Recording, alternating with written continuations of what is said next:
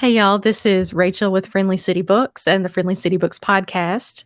Today, we are talking with author Daniel Kraus, who has written over 20 books, including The Shape of Water, The Living Dead, Rotters, the Zebulon Finch novels, the Teddy Saga, and more. He's a legend in the weird fiction and horror world. And today, we're going to be talking about his new book, Whalefall, a horror sci-fi survival story about a diver who gets swallowed by a sperm whale. And so let's dive into it. Here's the book. It is beautiful. There we go for the camera. So Daniel, I read an arc of this back in April. I have not stopped talking about it since. Everybody at our bookstore, Friendly City Books, knows that I'm obsessed with this. Every time the subject comes up, Emily, our store owner, goes, Whalefall. And so it's like a chant that we do. But anyway, I've gotten people to read this. I'm still pushing people to read this. And yeah, do you want to just tell us maybe where the idea came from? How did Whalefall come to be? Sure.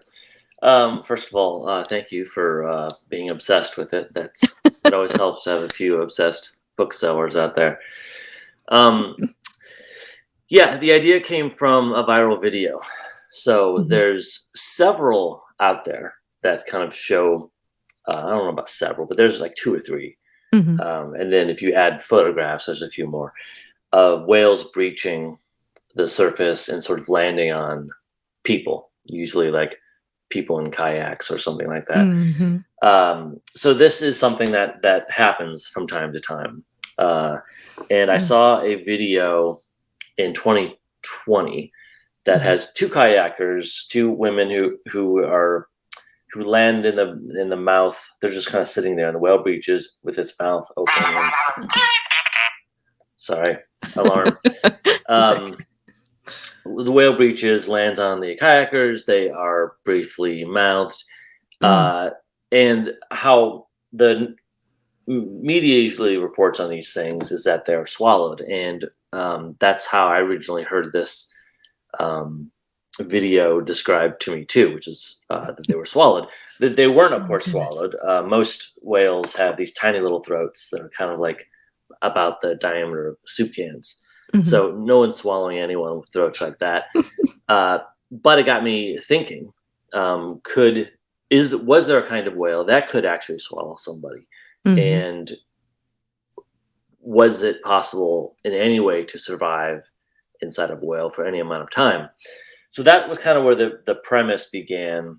And then, within 12 hours of having that idea, I'd connected myself to several whale scientists who were there to assure me that although it had probably never happened, it was theoretically possible with a sperm whale, because they're the only whale that had really giant throats, because they're eating squid all day long, giant and colossal squid.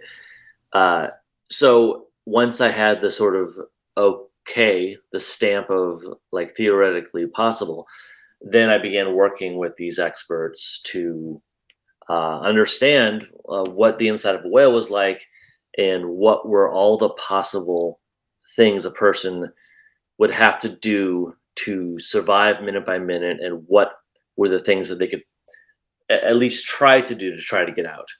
So it all began as sort of a science experiment and a sort of intellectual exercise of just learning what's inside of a whale. That's really cool. And that's the niche science, just rabbit hole of one topic, I think is cool anyway. And to build a whole book out of it sounds like a lot of fun, a challenge, and a lot of fun. Yeah. So my one specific question. So I know you said you talked with experts about whale anatomy, the inside of a whale, how it would work. There was one part of the book that dealt with a vocal flap in the throat. Now, if I remember correctly in the author's notes, you said that part was based more on hypothesis than actual, we know this to be true.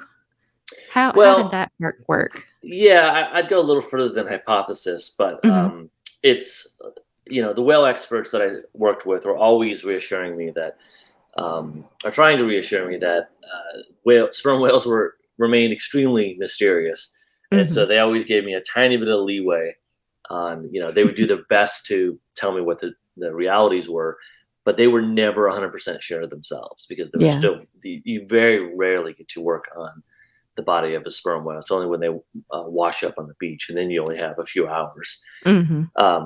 So yes, there was. I'm disinclined to talk too much about it because it's kind of a spoiler for the book. But yes, there is, to be more vague, there is one bodily element, function of the whale that I explained in the author's note that is at least debated today. Like some scientists, including one of the ones I was working with, really believe that this thing is possible. Other scientists are less certain about it. I think it was the only scientific element that wasn't, almost had everyone behind it. This one has some people behind it, and other people don't know. So I wanted to make sure I called that out as being something that was, it was likely it was possible, but we don't know 100% yet. Yeah. It made for a really incredible moment in the book, and I'll leave it at that. I won't spoil, but that was a great part. Thank you. Did you, I think you've mentioned before that you learned, or you took scuba lessons to do research for the book? Yeah, I wouldn't go that far. I learned how to scuba dive, which is a little different than taking scuba lessons. I wasn't trying to get certified as a scuba diver. Yeah. This was, mid-pandemic when I was writing this book. And I'm also not a very good swimmer. I grew up in the Midwest, not around any big bodies of water. So diving was never something that was really on my list of things to do. But knowing that my character was going to spend the entire book inside of a wetsuit, diving equipment, I knew that I had to at least give it a shot to see what the basic functionality felt like, and what it just felt like to be inside of a wetsuit. What are the mask and the breathing apparatus, what do they sound like, and what do they feel like or smell like, or how does the respirator taste in your mouth, and all these sort of more tactile details. So anyway, I had a couple friends here in Chicago who are avid scuba divers, and they took me out to the least beautiful place in the world to scuba dive, Lake Michigan. And they just took me through it, and that's a lot different than getting certified, which is where you're taking a series of classes so you can sort of dive yourself. So I didn't do anything like that, but I did learn how to the basics, and then for other needs of mine, I hired a professional diver to do some dives for me, which he videotaped, and then I also just had a diver specialists on hand that I could always ask questions to. Yeah. Well, that research totally comes through. I mean, I'm reading the whole time, and I'm like, before I even knew any of this, thinking, man, this guy knows exactly what he's talking about. Just the level of detail.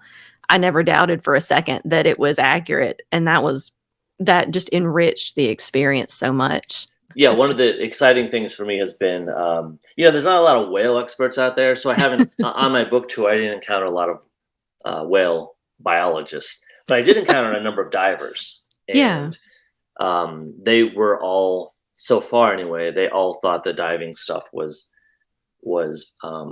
perfectly accurate. Nice. So I'm really happy about that, because I was nervous about that and took a lot of pains to make sure I had all the little details right. Yeah, I bet that could be nerve-wracking if you're going to get feedback from the industry. Well, you always have to be careful with there's certain specialty topics. That's the stuff that people get really into. I've found the trickiest things to write about are guns or guitars. Like gun experts and guitar experts will, if there's anything, any little thing you get wrong, they will come out of the woodwork to tell you. Yeah, I can see that. So I know you said you mentioned that you aren't a strong swimmer. So do you have any actual like fears of the ocean? Like, does it get into the whole thalassophobia thing, or just general, this isn't for me? Yeah, I'd say the latter. I don't feel like I have a phobia of it. Mm-hmm. You know, when I lived briefly by the ocean, I would go into the ocean and stuff. Mm-hmm. So I'm not terrified of it. I just never really learned to swim very well, and then Yeah. never really lived in places except briefly there by the ocean, Mm-hmm. where swimming was really a part of life. Mm-hmm. Um, so it's just something I never picked up on, and then suddenly had to know everything about. Oh goodness. I will say I have not ever been a huge fan of like open water, especially when you can't Hmm. see. Yeah, So reading and watching movies um, that take place underwater and in space, oddly enough, I yeah. get that claustrophobia. So reading this was very like I mean, it was fun, but like that adrenaline rush of I can breathe. This is fine. Well, you've made a good comparison there because I think outer space and deep sea are very similar type Hmm. situations. I think a lot of stores are shelving this movie in sci-fi fantasy, Hmm. which on the one hand seems odd to me because there's no science fiction and maybe only a touch of fantasy, but it Yeah. is fiction about science. Yeah. That much is true. So it does fulfill that feeling I think that you get out of reading a science fiction book about someone Yeah. in a capsule in outer space, who's sort Hmm. of like trapped in um, you know in the depths of space and can't get out and is trying to Hmm. solve the problem. It feels like that kind of book, certainly. Yes, I think maybe it's a happening that is so fantastical and so rare that maybe like we immediately just sort of mentally put it in this could never happen science fiction fan, even Mhm. though theoretically it could. Um, Personally, I would shelve it in horror just Mhm. because it's that just visceral you're about to die kind of story, which Yeah, I think is excellent. I don't know. I mean, I've seen it everywhere. I've seen it in horror. I've seen it in science fiction. I've seen it in thriller, like just Hmm. mystery thriller. Yeah. So I don't know where to exactly to put it. I would advise putting a copy in each section. That's my That's suggestion. that's what I say. I'm loving this I love finding books that span genres like that because when people ask me, "What's it about?" Like, "How much time do you have? Let me talk to you about this book." Right. Um, so sort of going off of that whole thriller horror vibe, um, I thought the pacing and the tension here were excellent. Like from the get-go, even before Jay, the main character, gets in the water, you're in his emotional turmoil. The tension just keeps ratcheting up through the entire book. We do have flashbacks to his life, his relationship with his dad that sort of figuratively and maybe literally give you a chance to breathe Mm. from Yep. being in the whale with him. Can you talk a little bit about the construction of the story? Like, was that a challenge? Was it more organic? Like, how did you come to the flashback sort of setup? Yeah, it was all those things. It was organic and a challenge. It was partly it started with just the idea of I knew this story to make sort of emotional sense would have to jump back and forth in time, Mhm. and all the stuff that's happening now in real time had the PSI rating at the top of it. So Mhm. essentially, how much air he has left, and I Yes. wanted that to be a constant presence. So I knew I wanted short chapters so that you'd constantly be seeing how how quickly his air was running out. And that was And effective. right, but the what the effect is exactly what you say. It makes it feel like you're kind of going up for air every Mhm. time you get these little flashbacks, and then you're back down in the whale. Mhm. So the format of it became suffocating, sort of mirroring the what's happening in the plot. So Mhm. I had a sense of it when I started, but once I got going, I saw how it was operating, um, to make it have a the format was a sort of a breathless format, and Mhm. it created fast page turns, and everything about it made it feel like you were sort of the diver and you were trying to quickly breathe before the next page happened. So Yes. that was a challenge because it's much different than how I normally write or structure books. I've never done short chapters before, and I'm talking short, like these are 1, 2, or 3 page chapters. I've never done anything remotely like that. So it was a little bit of an experiment for me to see how that flow would work. But again, once I got a little bit into it, it became very, very natural, and it felt right and effective. It caused a lot of chaos in editing because when you go back and forth that much, there's a lot of weight and counterweight that you're putting in. It's like you don't think about it when you're reading necessarily, but you're going back and forth, and it's not just 1-to-1. It's not like one real time, one back and forth, one real time. It's different than that. And so when you're editing and you withdraw one of those chapters or you move one of those chapters, the weight and counterweight and feel of it gets thrown off really easily. Whereas in a novel, that's not the case. Like in a more traditionally structured novel, that's not the case. Yeah. So it was problematic in editing. It just was harder because I'd have to find a way to replace the weight. It's almost like the book was like Jay. Jay's diving and he's got dive weights. And when I went scuba diving, my instructors actually forgot to put a dive weight into one of my side pockets. Oh. And so I was constantly turning. Yeah. One side of me was constantly going up, and that's kind of analogous to what I'm talking about with the chapters. I get rid of a chapter and suddenly the whole section of the book fell off. And so I found a way to replace that weight. Okay. Well, I mean, besides the challenges and all that, was it fun just to write the book? It seems like it would be, but like, did you just have fun? Most of my books are fun to write. There's a handful that have been less fun. This was definitely really fun. Cool. It felt so different from everything else I've done, and that's kind of what I always try to do. Is I try to write every book. I try to choose a book that's way, way different than the book that came before it. So usually that I'm changing genres in a major way, or radically changing tense or point of view or perspective, or I'm writing for a different age range, something radical, so that it throws my brain off a little bit and I don't end up writing something that feels similar to what I've done before. So this was so different because I couldn't even begin to plot the book until spending 3 months with scientists.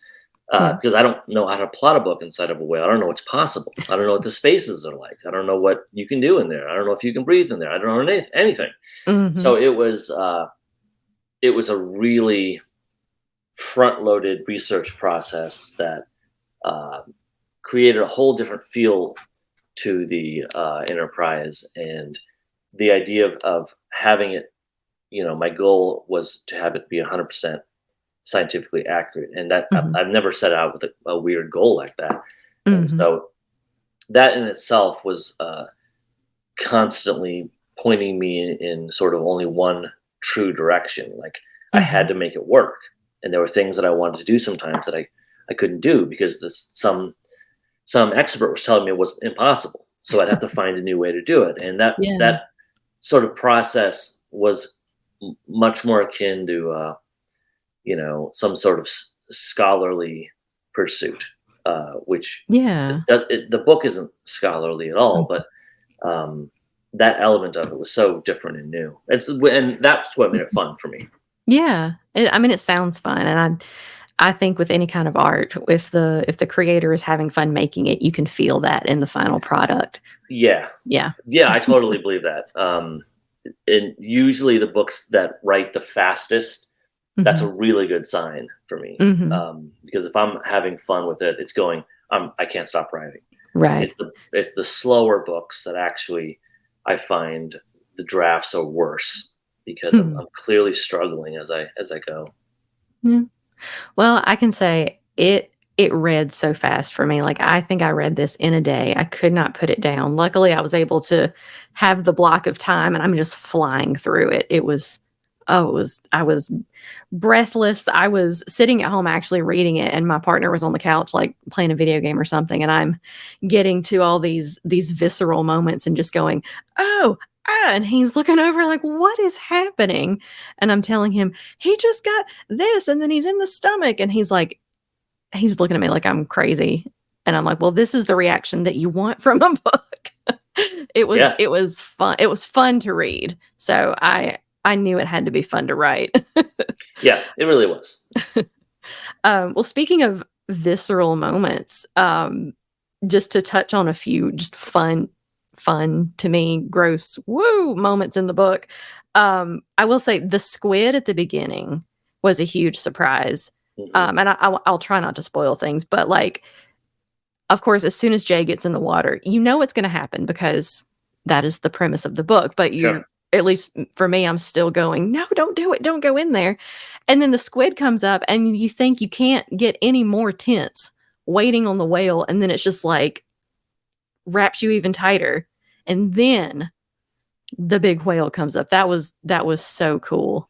And then to realize, oh, it's because it's feeding, that was really neat. Right. So that was another of the endless examples of just sort of scientific reality. Like Mhm. no whale is gonna would ever eat a person on purpose. Mhm. Like they would have no interest in that. They can't do anything with a human nutritionally.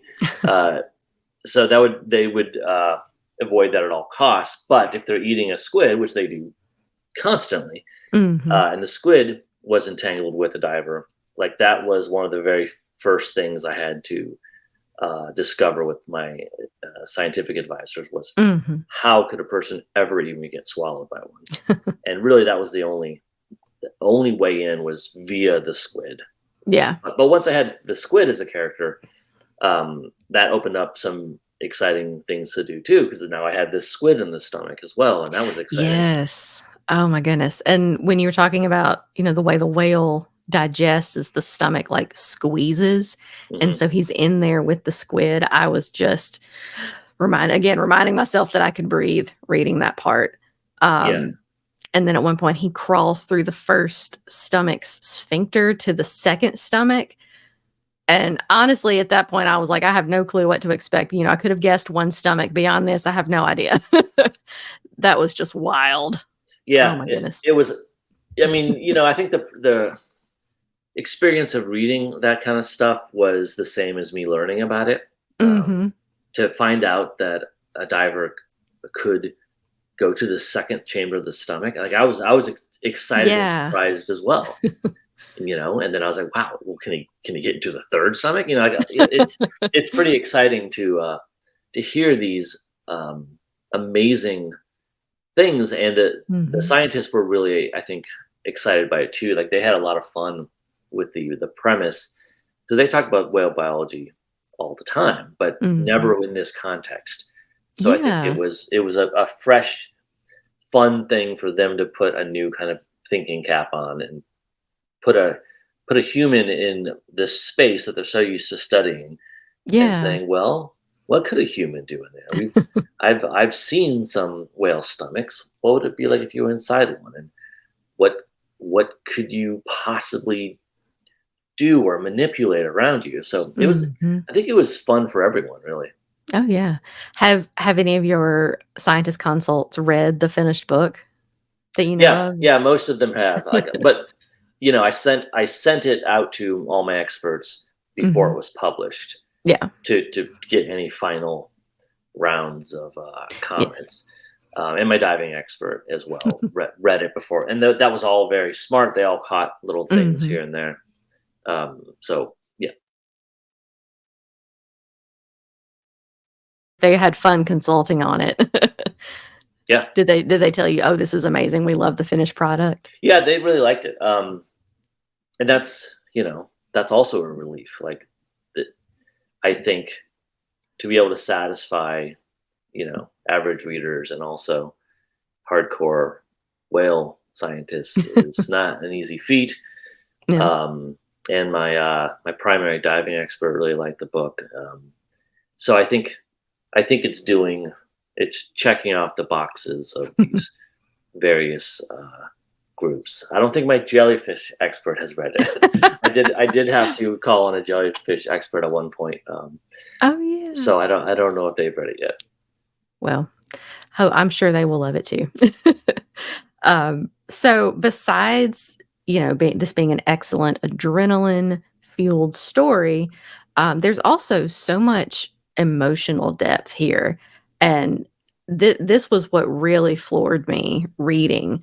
Um, so obviously we have Jay and Mitt, his dad, and their contentious relationship, which is why Jay is out in the water in the first place to be swallowed because Mitt has died from cancer, and Jay is trying to find his remains.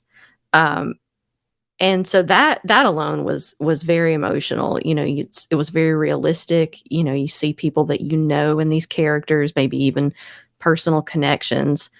Um, how did you land on the frame story of Mitt and Jay to get him to the whale? Yeah, I mean, I knew that I wanted I mean, Jay would have to get out of this. He has to have some information in his head. Mhm, So the question right away was, how does this diver that I'm going to put in there know about whales? mhm. And it seemed, it would be too obvious to just put, the country's leading whale expert in there like that. That's not exciting. Uh, but I wanted to every time the character, was able to employ a fact he knew about whales. I wanted there to be emotion connected to that, so it Mhm. wasn't just like, he took a class in it and he's remembering lesson number 14. Now, Mhm. I want it to be like he was having to, each emotion or each memory he was pulling to help him survive was tied to something very emotional. Mhm. Um, and a lot of the character development really began with the biological reality of the whale.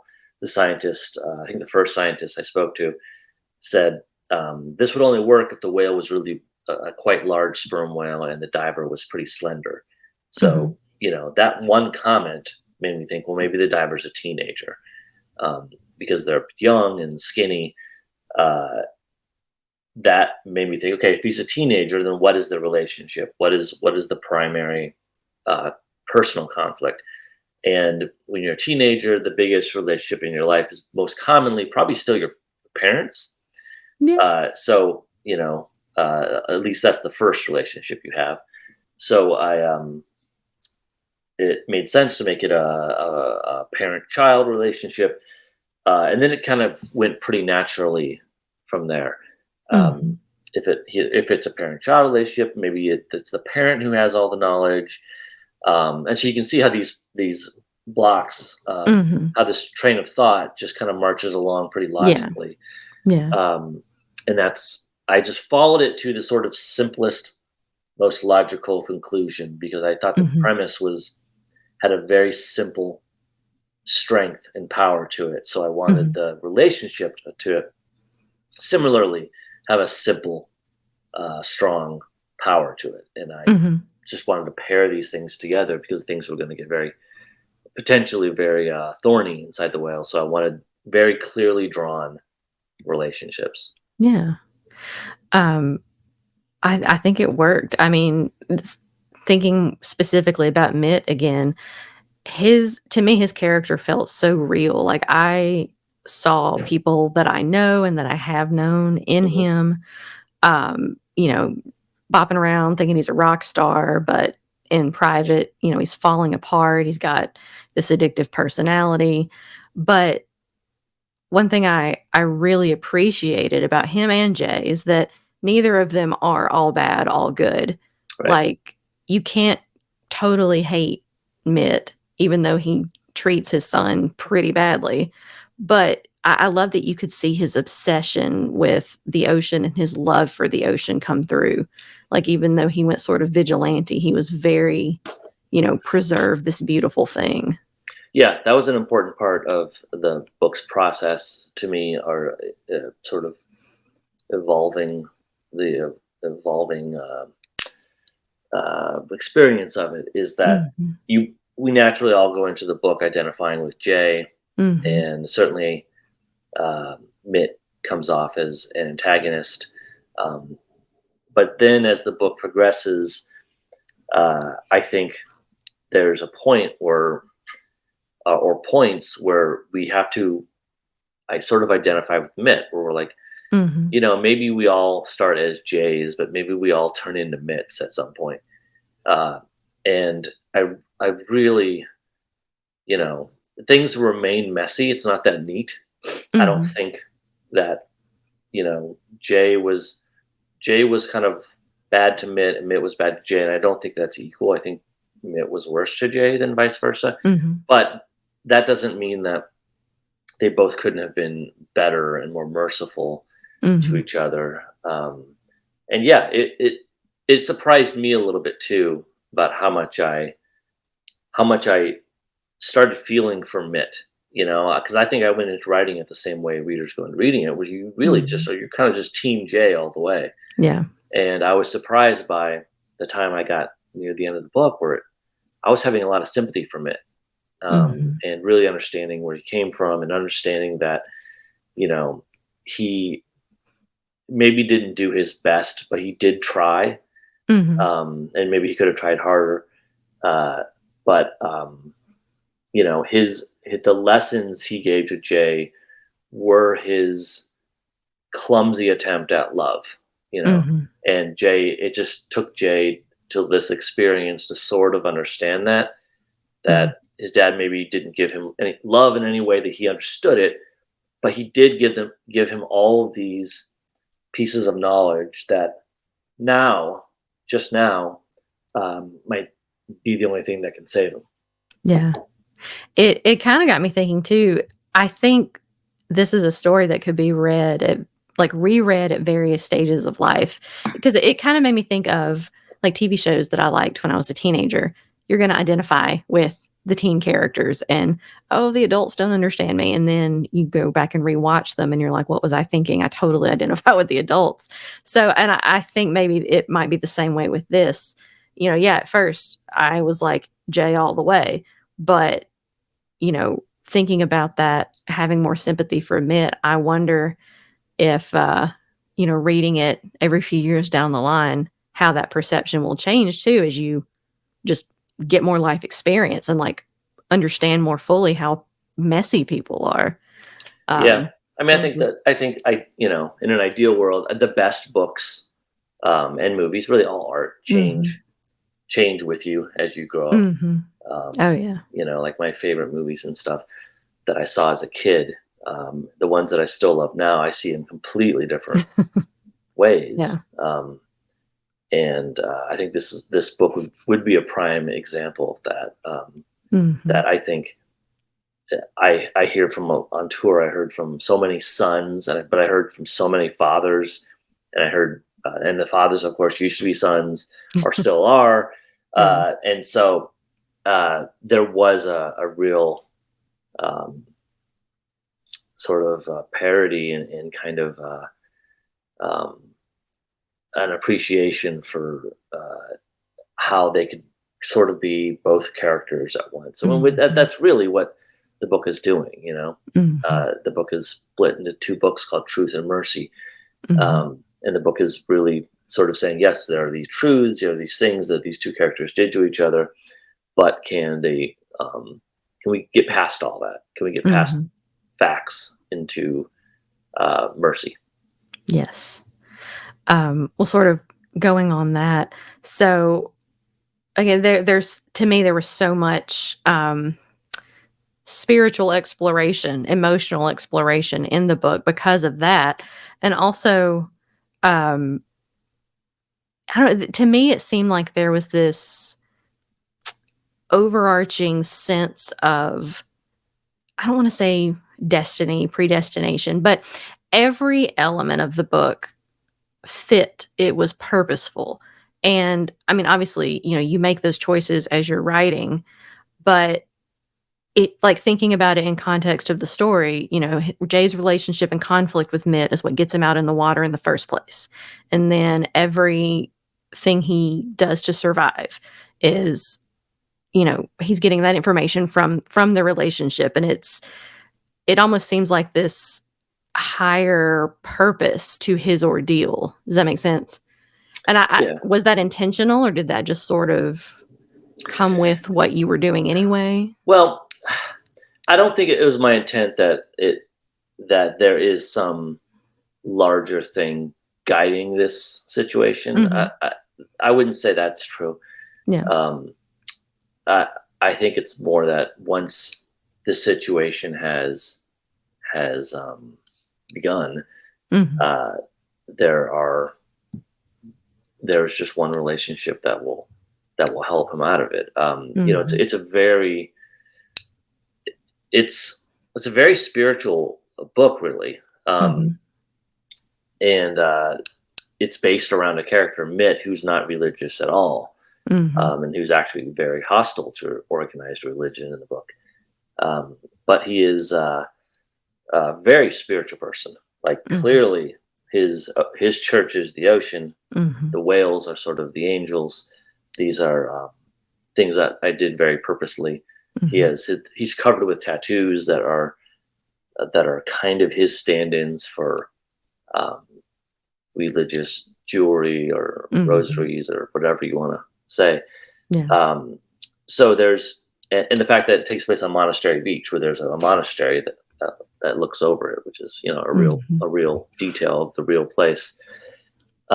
So that combined with the Book of Jonah, which I knew everyone would bring some bit of knowledge Mm-hmm. of to the book, all these combined to make it a book very much about how, it's not a book about religion specifically, Right. but it's a book about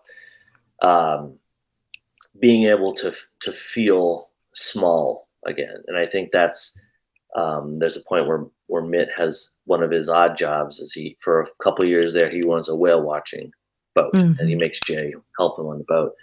And he's talking about how the customers are all just looking for awe because they've lost the capacity for it in their lives. And Mm-hmm. so his job is to make them feel small again by showing them whales.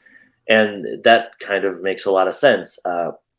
By feeling small, we acknowledge the potential presence of something big. Mm-hmm. Small is only small in comparison to something else. Right. So in looking at the ocean or a whale, you're sort of acknowledging life that is bigger than you and unfathomable beyond your Mm-hmm. experience. So it's it's spiritual in all those type of ways. Yes. And I loved that about it. I love that you can get those I love that in reading you can get those feelings and that sense of awe without it being um, tied to organized religion. I think that is when that kind of emotional evocation is done well, it is a magical thing. And I mean, what I really appreciated, because I could see this story being like sort of a call to readers who don't subscribe to organized religion or who have been burned by organized religion, like Mitt. Like you said, because you're still getting that awe. You're getting, I don't want to, again, no spoilers, but you're getting this rebirth with the characters, and it was so powerful. But I really liked that it was still the sense of all that was not so articulated so specifically that it was put in a box. I thought that worked really well. That was one of my favorite parts of the whole book. And I was describing it to friends of mine who are like pastors in churches, and they're like, "This sounds amazing. Like, you should read it." Yeah. I appreciate. I'd like to hear from more pastors and stuff to see how they react to the book. Yeah, that'd be interesting. I'll tell my friends that. Yeah. Well, let's see. I try to ask every author that we interview this too. So, what are your top, I don't know, 3 to 5 favorite books, just in general? Oh, geez. I know Sure, that's kind of on the spot. surely you have authors who have heard this question and just completely drawn blanks. I mean, it's a really, when I do interviews, I don't want to know the questions in advance. This is the only question that I wish I knew in advance. Yeah. But I should always, Sorry. assume this is going to be one of the questions because it's so difficult. Um, I My go-to answer, and I'll try to stretch beyond that, is Sure. Kathy Koja's The Cipher, which is a 1980s horror novel, although it's nothing Mhm. like what that makes it sound like. Um, it really was one of the books that invigorated me, sort of in when I was around 30 or whatever, to Mhm. go back to my sort of childhood dream of being an author, which I had not pursued in my 20s at all. Um, I guess following that logic, there were a couple other books I read around the same time that, whether or not they're my top 3 or 4 That books, I have no idea. But yeah. around the same time, I read The Martian Chronicles by Bradbury, Mhm. and Invisible Man by Ralph Ellison, and I Am Legend by Richard Matheson. So Yeah. I remember in quick succession reading those 3 books, I think, and um, something about each of them was really exciting to me at the time. I think I'd been kind of caught in this long reading slump where I was Mhm. reading a lot of books that I thought I should read. Mhm. Like I was supposed to read. They were like um, big books of the time, and just I was kind of dutifully marching through them. And then all the books that I mentioned, I came across in really fun used Mhm. paperback editions. Um, and they just looked the fact that they were these old kind of vintage paperbacks kind of got me excited, Mhm. and I read them. And maybe it was also the fact that they were paperback, but it the energy I got from them reminded me of the energy I got when I read books as a little kid. Oh, nice. And suddenly I was right back in it and feeling like I'd lost time. And so I Yeah. started reading more and more books that just sounded like uh, fun to me instead of Mhm. uh, just sort of whatever was being talked about at the moment. Yeah. So that's not precisely the answer to your question, but I think it'll suffice for now. Yeah. No, that's a great answer. I mean, I went through something similar. You get busy in your 20s, other stuff going on, and then you rediscover reading just because you have Yeah, find that right thing to pull you in. And we yeah, have yeah. sorry. No, I was just going to reiterate. Yeah, Yeah. that's exactly it. And Mhm. um, I never really looked back since then. Yeah. We have customers come in the bookstore all the time who say, "I haven't read for pleasure like this in years. I don't really know what to pick up." Hmm. And I think, Whalefall, something so unusual and so gripping would be a great recommendation. That's what I go to when people tell me that, something that I think is gonna be Yeah. unputdownable. And so now I'm gonna add this to the list. Well, it's in a similar kind of way. I think people often ask me if I meet them and they haven't read any of my books, what book would you start with? That's the most Mhm. common question. And Wellfall is definitely my new answer to that question. Yeah. I think it is. If you have never read me before, it really is the ideal starting spot. Like it does address things I address in other books, but it does Mhm. them, I think, with a clarity and a speed Mhm. that the other books don't have. It is really a pretty short book, um, and Yeah. it really powers along in a way that I think is it has its arms open slightly wider than a lot of my other books, which are Mhm. somewhat more focused into certain genres or certain Mhm. reading proclivities or aptitudes. Whereas this one feels like a book that I could recommend to almost anyone. Yeah. It's got its kind of dark moments and quirks that are individual to me, sure, but Mhm. it does feel like something that um, I could more readily say read Wellfall, and there's a chance someone could get something out of it. Yeah. Oh, I agree. Um, well, before Whalefall, what was your answer to I which of your usually would have to books? follow. I usually have to follow it up with other questions, like, Yeah, "Do you like this or do you like that?" And gotcha. sometimes I'd send them to Rotters, and sometimes I'd send them to, it was more recent, The Ghost That Ate Us, or Mhm. you know, if they were already readers and didn't mind something huge, I would send them to Living Dead or something. Yeah, But it required some questions. gotcha. Whereas now I Yeah, feel like I can just say Whalefall and it'll work. that's true. That is a good point. Um, and follow-up question to favorites or Mhm. just things that you've been enjoying, movies or maybe more horror movies. I know you like George Romero. Yeah, yeah. I'm sort of obsessed with George Romero and have been since I was 5 or 6 years old.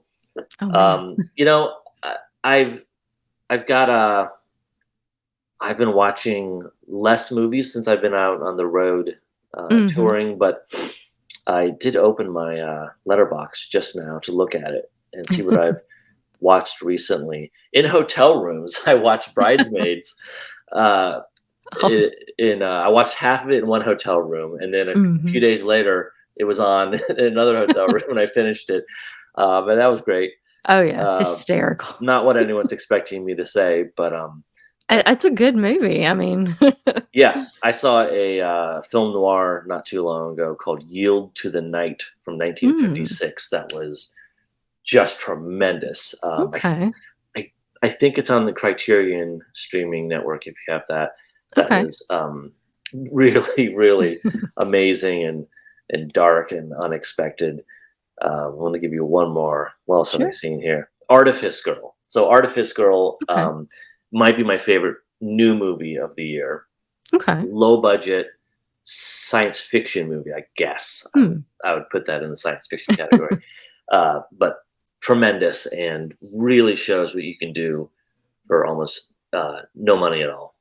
Okay, cool. Well, thinking about that, I have a movie and a book recommendation for you if that's okay. It's quite all right. Go ahead.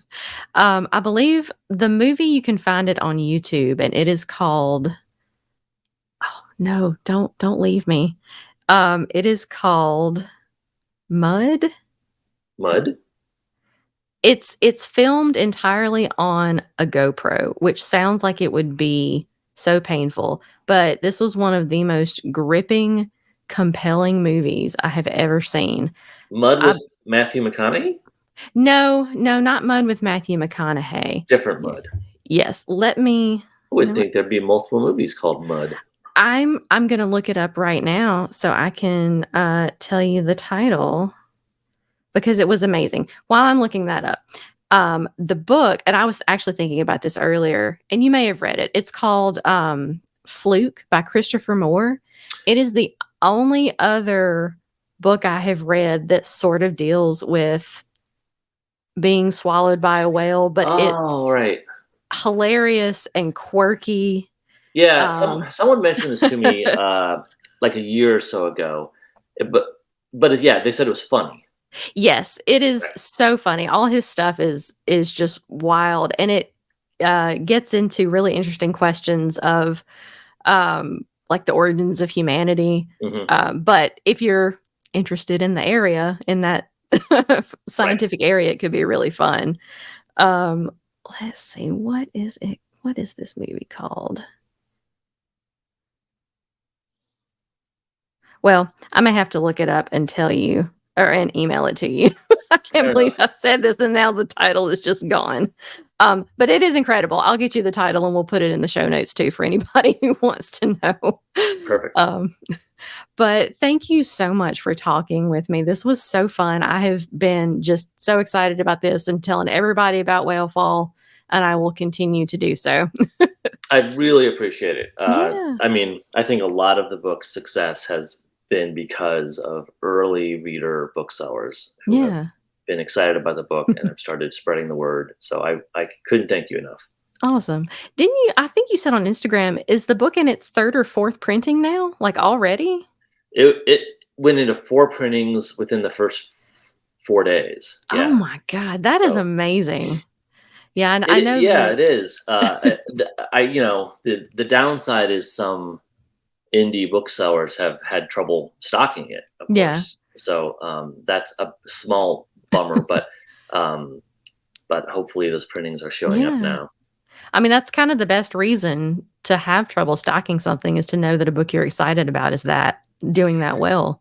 So Yeah, that's just what we're telling people. Like, it's so popular. yeah, there could be worse reasons, definitely. Yeah. All right. Well, again, thank you so much for talking with us, and thank everybody for listening and watching. We will be back with more of the Friendly City Books podcast. And happy reading and writing to you, Daniel. Thank you.